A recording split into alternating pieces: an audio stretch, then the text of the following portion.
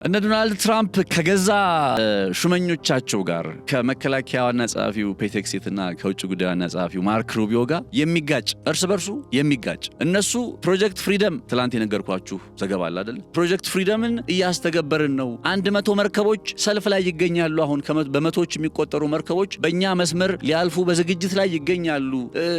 በጣም ውጤታማ እየሆንበት ነው ብለው የትራምፕ ባለስልጣናት እየተናገሩ ዋው ብለን ሳንጨርስ ከዛ ዶናልድ ትራምፕ መጡና አይ በቃ እንዲያውም ፕሮጀክት ፍሪደም የሚባለውን ነገር ሆልድ አድርገነዋል፣ ለጊዜው ቆም አድርገነዋል። እንዴ 100 መርከቦቹ ተሰልፈው የሚሉ ይመስለኛል እነ ፔት ሄግሴት ይጋጫል ያልኳችሁ ይሄን። ለመሆኑ አሜሪካ ሰኞ ዕለት እኮ ነው የጀመረችው። ሰኞ ዕለት ፕሮጀክት ፍሪደም ብላ ከትላንት በስቲያ እኔ እንኳን ዜናውን እኮ የሰራሁት ትላንትና እኮ ፕሮጀክት ፍሪደም ሳይሆን የአሜሪካ ፖሊሲ ውስጥ የሆነ ጌማቸውን ለማስተካከል የጀመሩት ነገር ነው። ፕሮጀክት ፍሪደም ምንም የሚጠቅመው ነገር የለም ብያችሁ ነበረ ትላንትና። ፕሮጀክት ፍሪደም በቃ የታሰበውን ውጤትም አያመጣም ብለን ነበር የደመደምነው። ያንን በሚያረጋግጥ መልኩ ይመስላል ዶናልድ ትራምፕ መጡና ከኢራን ጋር ያለው የድርድር ሂደት ላይ ተስፋ ሰጪ ነገሮች ስለታዩ ፕሮጀክት ፍሪደምን ለተወሰነ ጋብ ለማድረግ አስበናል። እንዴ ምን እየተካሄደ ነው አሜሪካ ውስጥ አያስብልም ጋይስ? What really is going on? ከገዛ መሪዎቻቸው ትራምፕ ይሄንን የትሩዝ ሶሻል ፖስት ከማድረጋቸው በፊት እኮ ነው ማርክ ሩቢዮ መግለጫ የሰጠው፣ ከዛ ፔት ሄግሴት መግለጫ የሰጠው። ከትራምፕ በፊት እነዚህ መግለጫዎች ተሰጥተው ከዛ ትራምፕ ወጥተው ከሹመኞቻቸው ሐሳብ ጋር የማይስማማ አይነት አስተያየት ሲሰነዝሩ ይሄ ምን ያክል ኢራን እነዚህን ሰዎች ግራ እንዳጋባችና እንዳምታታች ከማረጋገጥ በቀር ሌላ ምንም የሚያስረዳው ነገር የለም። ለመሆኑ ፕሮጀክት ፍሪደም ለምንድን ነው ትራምፕ ወደው ሳይሆን ተገደው ባይዘው ወደ ማንሳት ወይም ወደ ማቆም የመጡት የሚለውን በዛሬ ጥንቅራችን በተወሰነ እንመለከታለን። ሰላም ጤና ያስጥልን ክብራትና ክብራን የገበያ ፖድካስት ቤተሰቦች፣ ነጻነት ላቀው ነኝ። በገበያ ፖድካስት በየዕለቱ እንዲህ አይነት መረጃዎች እንገናኛለን። ቻናላችን ሰብስክራይብ በማድረግ ቤተሰብ እንድትሆኑ አክብሮታዊ ጥሬን አቀርብላችኋለሁ። መልካም ጊዜ፣ መልካም ቆይታ ይሆንላችሁ።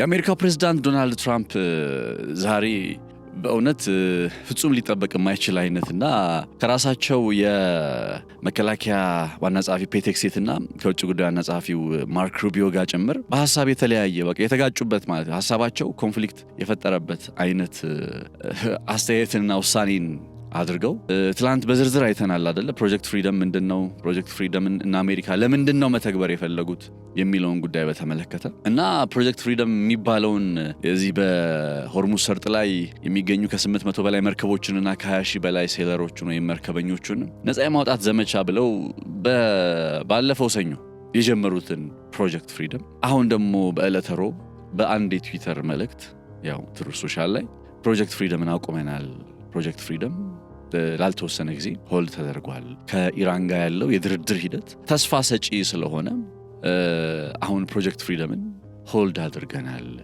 አሉ። የሚገርማችሁ ከዚህ ከሳቸው አስተያየት ቀደም ብሎ የአሜሪካ መከላከያ ሚኒስትር ፔት ሄግሴት እንዲሁም የውጭ ጉዳይ ዋና ጸሐፊው ማርክ ሩቢዮ የተለያዩ አስተያየቶችን ሰጥተው ነበር፣ ማለት መግለጫዎችን ሰጥተው ነበር። በመግለጫቸው ላይ ከተነሱት ነገሮች መካከል ማለት እነ ፔት ሄግሴት ካነሷቸው ነገሮች መካከል እርግጥ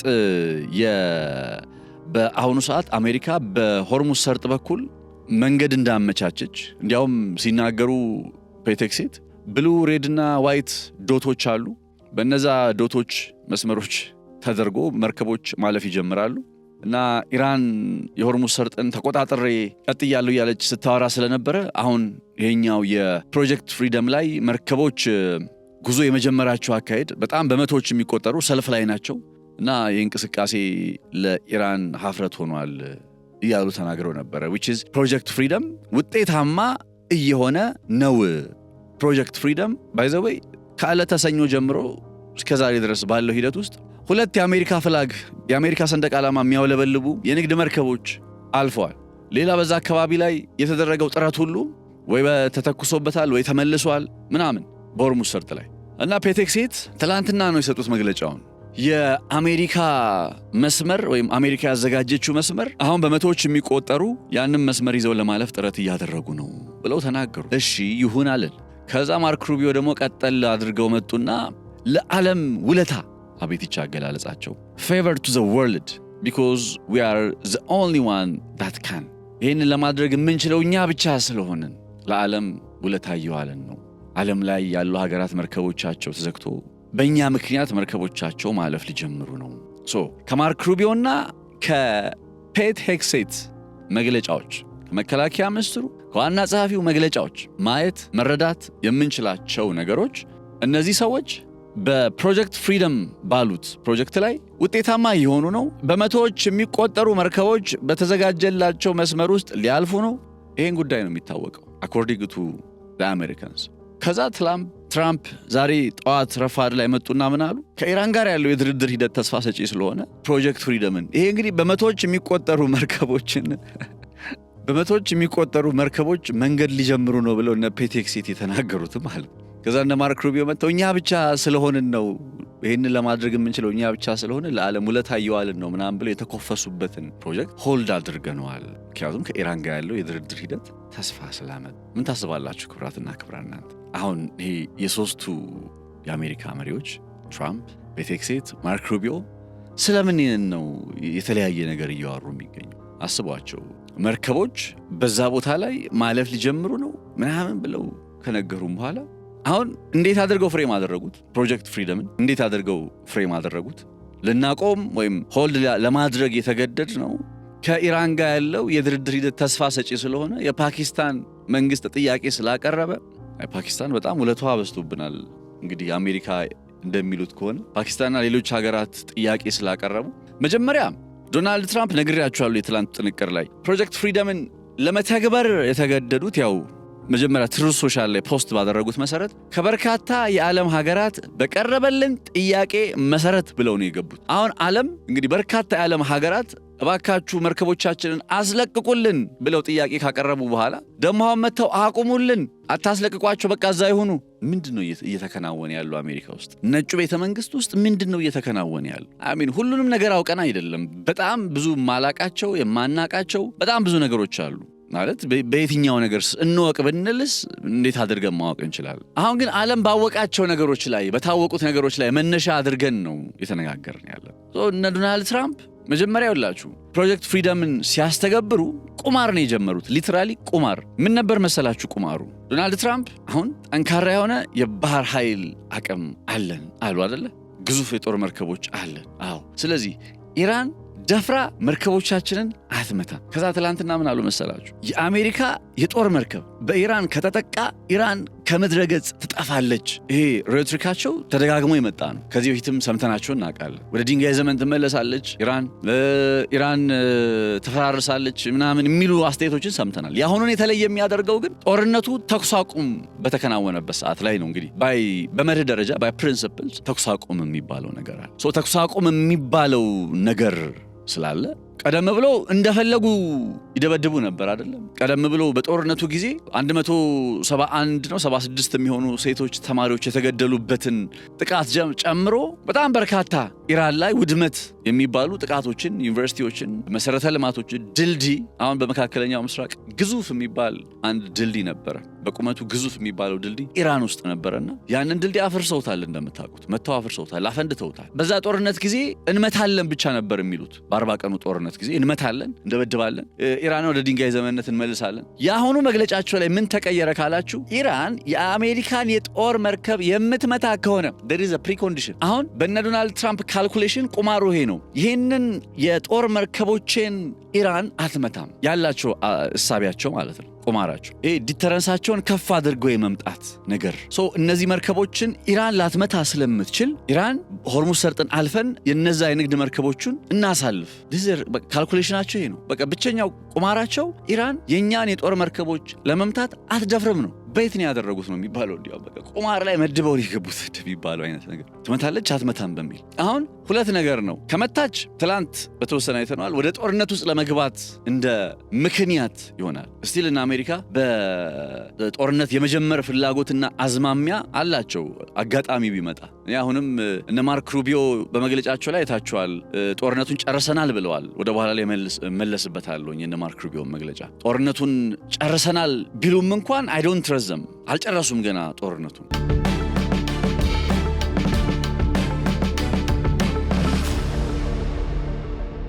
እና የነ ዶናልድ ትራምፕ ካልኩሌሽን ምንድነው? መርከቦቹን ይዘን ብንገባ ኢራን የኛን መርከቦች አታጠቃም፣ አትመታም።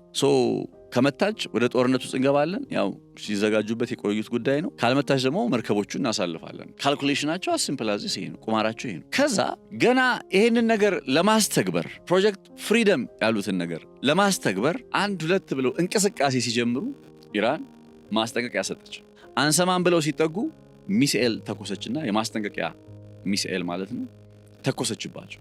ከዛ የጦር መርከቦቹ ተመለሱ። የሚገርማችሁ እና አሜሪካ ዋትኤቨር ዘ ኬዝ እዚህ ጦርነት ውስጥ ቢገቡ ሰምሃው ምንድነው ሉዝ የሚያደርጉት የሚለውን ነገር መቼስ ደጋግመን አይተነዋል። አሁን ላይ ተመልሰው ወደዚህኛው አይነት ጦርነት ውስጥ ቢገቡ ኢራን የበለጠ ነው እየጠነከረች የምትመጣው። ኢራን የበለጠ ነው ብርቱ እየሆነች የምትመጣው። ባለፉት 40 ቀናት ጦርነት ጊዜ ያየነው ያንን ነው። እናንተ 58 ሚሊዮን በርሜል ድፍድፍ ነዳጅ እኮ ነው የሸጠችው። ከዚህ ቀደም በአመት የምታገኘውን በ3 ወር እንደማግኘት ቁጠሩት። በጦርነቱ 40 ቀናት ጊዜ 58 ሚሊዮን በርሜል። ያም ሆነ ግን ኢራን በዚህ ጊዜ በብሎኬዱ ጊዜ የሳተላይት መረጃዎች ምንጮችን ጠቅሰን በሰራንላችሁ ትንታኔ መሰረት በጦርነቱ የመጀመሪያ በብሎኬዱ ተከናወነ በተባለባቸው የመጀመሪያ 10 ቀናት ወደ 9 ቢሊዮን በርሜል ድፍድፍ ነዳጅ አሳልፋ ማስወጣት ትችላለች እየተባለ ነው። አሁንም ብሎኬድ የሚባለው ተከናውኖ የኢራን ተጠቃሚነት ቀጥሏል። ጦርነትም ኖሮ የኢራን ስቲል ተጠቃሚነት ቀጥሏል። በብሎኬድም አላስቆሙትም፣ በጦርነትም ኢራንን አላስቆሙ።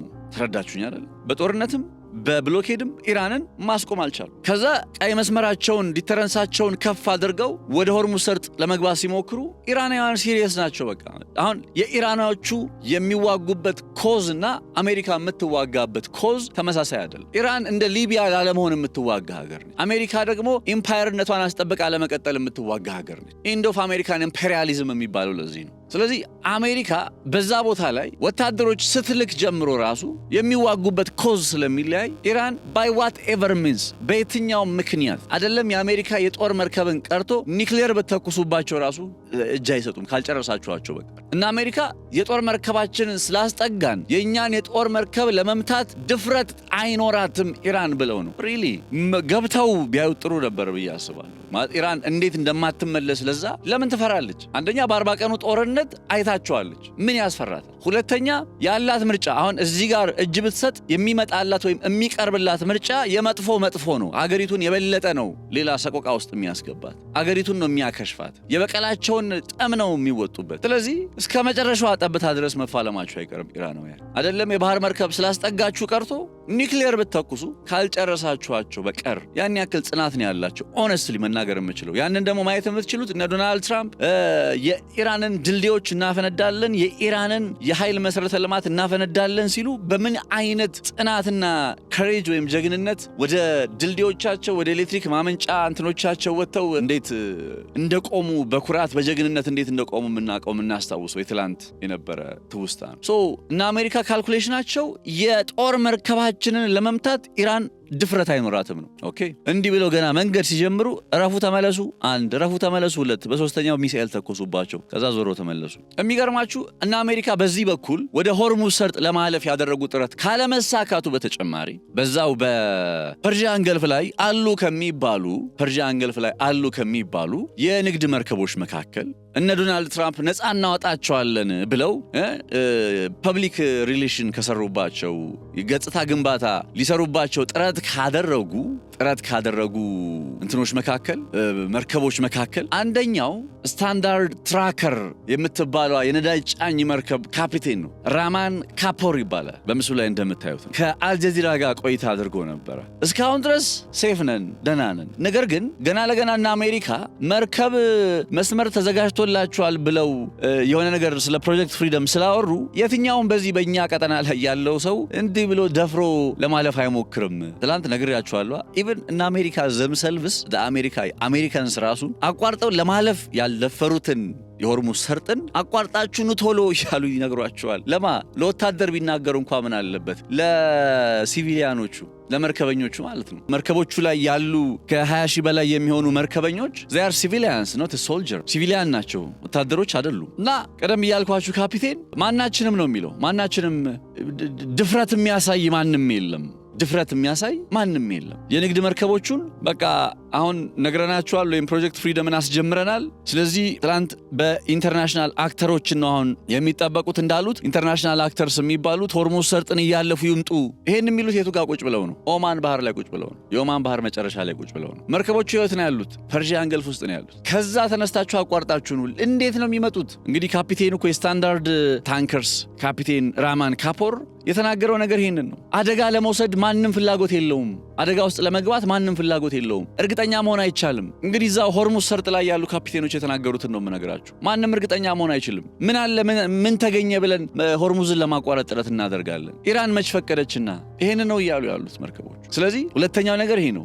በዛ በፐርሺያን ገልፍ ላይ አሉ የሚባሉ 800 መርከቦች የሆርሙዝ ሰርጥን አልፈው ለመሄድ ዶናልድ ትራምፕ ፕሮጀክት ፍሪደም ስላሉ ብቻ አልፈው ለመሄድ ፈቃደኛ አይደሉም። የኢራንን ኮንሰንት ይፈልጋሉ። ሁለተኛው ምክንያት ነው። የኢራንን ፈቃድ ከኢራን ዋስትና ማግኘት ይፈልጋሉ። እነዚህ ሰዎች የጫኑትን ነዳጅ ከዛ የንግድ መርከቦቻቸውን ከዛ ህይወታቸውን ይሄን ሁሉ ነገር አደጋ ውስጥ አስገብተው እንዴት ይመጣሉ? ቅድም እንዳልኳችሁ ወታደሮች ቢሆኑ ትዕዛዝ ነው የሚቀበሉት። ትዕዛዝ ተቀብለው ኦኬ ብለው ወታደር ናቸው፣ ተነስተው ይመጣሉ። ከዛ የሚገጥማቸውን ነገር ፌስ ያደርጋሉ፣ ይጋፈጣሉ። እነዚህ ሰዎች ግን ወታደሮች አይደሉም። በቃ ለስራ ነው የሄዱት። እዛ ቦታ ላይ ነዳጅ ሊጭኑ ነው የሄዱት ኦር something else የሆነ ቃል ያራግፉ ነው የሄዱት ዩነሚት። ስለዚህ እንመለስ ብለው በሚያስቡበት ሰዓት ላይ ተዘጋ ነገሩ። ሆርሙዝ ላይ ችግር ተፈጠረ እና እነ ዶናልድ ትራምፕ መጥተው ፕሮጀክት ፍሪደም ብለናል። ነጭ ሰማያዊና ጥቁር ዶቶች አሉ። በእነዛ ዶቶች መካከል ከጂፒኤስ ጋር አገናኝታችሁ እንደዚህ ኧረ አንሞክረውም ነው ያሉት። መርከበኞቹ አንሞክረውም፣ ይሄኛውን ነገር አንሞክረውም። አደጋ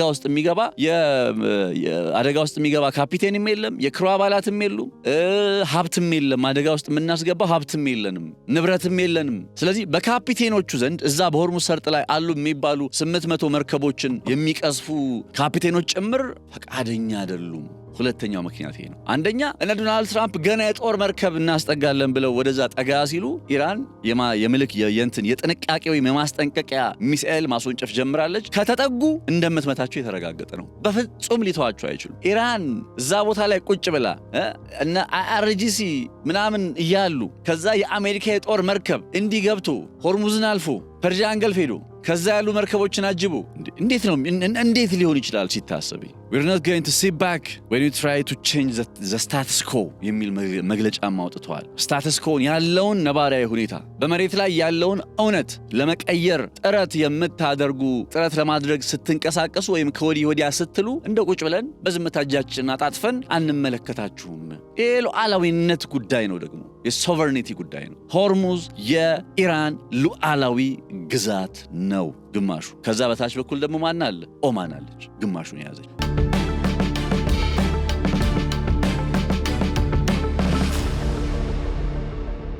ሜቢ እንደዚህ ሲባል ታዲያ ሆርሙዝ በግማሹ በኩል የእንትና ከሆነ የኦማን ከሆነ ግማሽ ደግሞ የኢራን ከሆነ ታዲያ በሆርሙዝ ጋር በኩል ለምን አያልፉም የሚል ጥያቄ አእምሯችሁ ውስጥ የግድ መምጣት አለበት። ባይዘው እንደዚህ አይነት ጥያቄዎችን መጠየቅ ይኖርብናል። እሱን በተመለከተ አሁን አንስቼው ባልፍ ይሻላል መሰለኝ፣ ከርዕሰ ጉዳይ እንዳልወጣ ስለፈለኩ ነው እንጂ። እሺ አጠር አድርጌ ሲገልጸው የ39 ኪሎ ሜትር አለ አይደለ?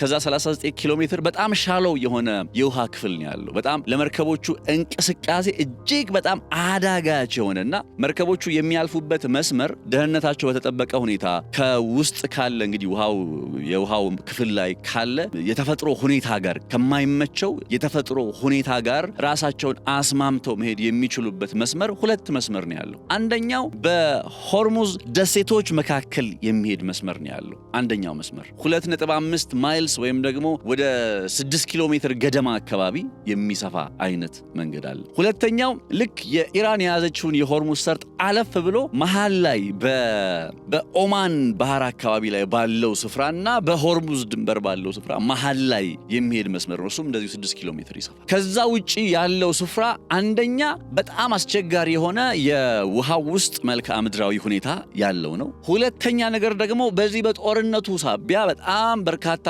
የውሃ ውስጥ ፈንጂዎች መገጠማቸው አይዘነጋም። ኢራን መስመሩን አስጠብቃ ለመቀጠል እነዛ አካባቢዎች ላይ እንደ ተቀጣጣይ ፈንጂ የውሃ ውስጥ ፈንጂዎችን አድርጋበታለች የሚል ጥርጣሬም አለ። ሶስተኛው ነገር ከርቭ ከመሆኑ አንፃር እነዚህ ግዙፍ መርከቦች አስፈታው የመዞር ግዴታ ይኖርባቸዋል። እንዲመታችሁ በቃ ኦማንን ብቻ ታካችሁ እንደው ውሃው ተመቸ ተብሎ ቢታሰብ እንኳን ኦማንን ብቻ እንደው ታካችሁ እንዲ ልለፍ ማለፍ አትችሉ። ገብቷችኋል አይደል? ኦማንን ብቻ ታኮ ለማለፍ የግድ መቼስ እንደው ሹፌር ሆናችሁ ይገባችኋል ሆፕና ለመዞር ስትሞክሩ ከርቡን ሰፋ የማድረግ ከዛ በኋላ ወደ ሜን ትራኩ ስትመጡ ጠበብ አድርጋችሁ እንድትወጡ እንደዛ አይደለም የሚደረገው። የመርከቦቹም እንደዛው አይነት አካሄዳሉ። ሰፋ አድርገው መግባት፣ ጠበብ አድርገው መውጣት።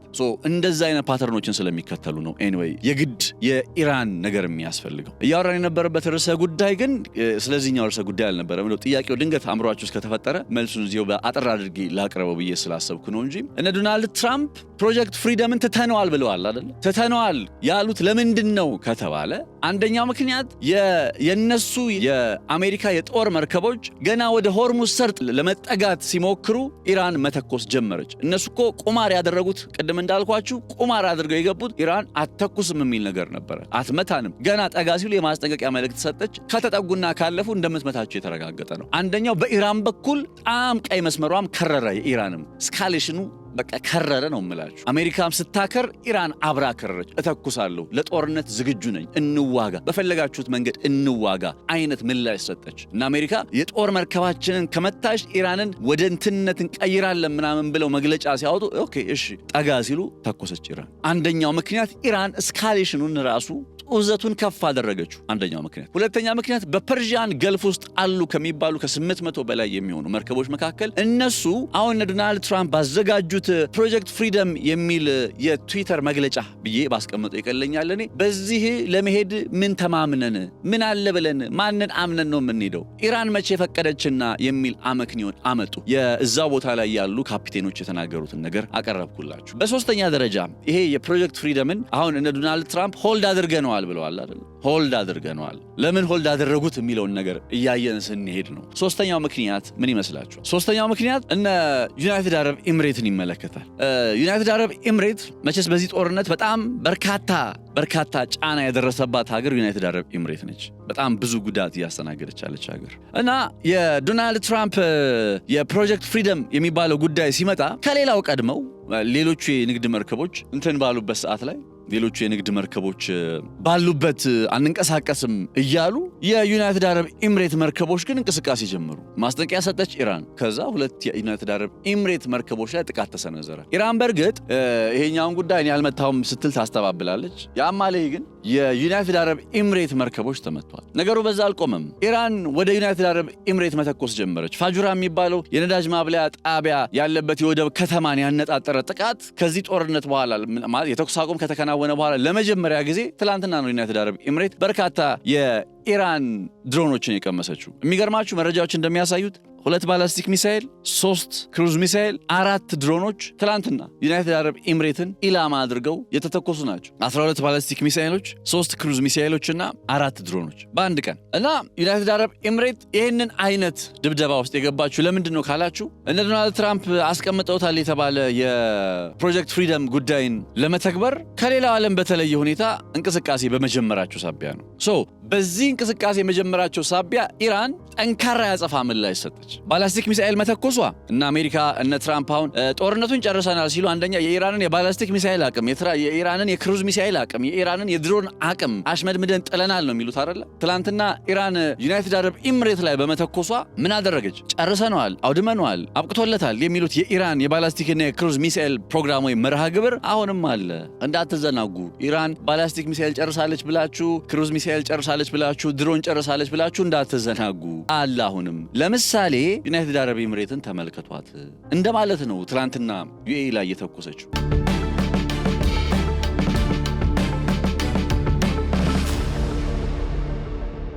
ለምን ሲባል ዩናይትድ አረብ ኤምሬት ሞከረች። ደቡብ ኮሪያም አንድ መርከቧ ጥረት አድርጋ ተመቷል። በማን እንደተመታ የተለያዩ መረጃዎች ይወጣሉ። ብቻ ተመቷል። ከዛ ተጠጋግኖ ይቀጥሏል መርከቡ ጉዞውን። ዩናይትድ አረብ ኤምሬት ላይ የሆነው ነገር ግን አንድ ነገር አሳየ። ኢራን ለጦርነት ዝግጁ ነች። አሁን እና አያቶላህ ሙጅታባ ካሜኒ የት እንደሆኑ ላናቅ እንችላለን። አድራሻቸው ጠፍቶ ሊሆን ይችላል፣ ሞተው ሊሆን ይችላል። ፎር ዛት ማተር ሞቷል እያልኩ አይደለም፣ ግን ምንም ሰርፕራይዚንግ ነገር የለውም። አሁን በኢራን ውስጥ ማለት ምንም የሚያስደንቃቸው ነገር የለም። ኢራናውያን ሬዲ እና ገና ትላንት ጥረት ሲያደርጉ ፕሮጀክት ፍሪደም ብለው እነ ዶናልድ ትራምፕ ኡዘቱን አከረርም ብለው የአሜሪካ የጦር መርከብንማ አይመቱም ከመቶ ምናምን ብለው ሲሄዱ ቁማሩን በሏቸው ማለት አከረሩት። ኢራናውያን ወደ አሜሪካ የጦር መርከቦች ተኮሱ። እዛ ቀጠና ላይ ያለ ዩናይትድ አረብ ኤሚሬት የፋጁራ ወደቦች ላይ ተኮሱ፣ አጋዩ ምናምን።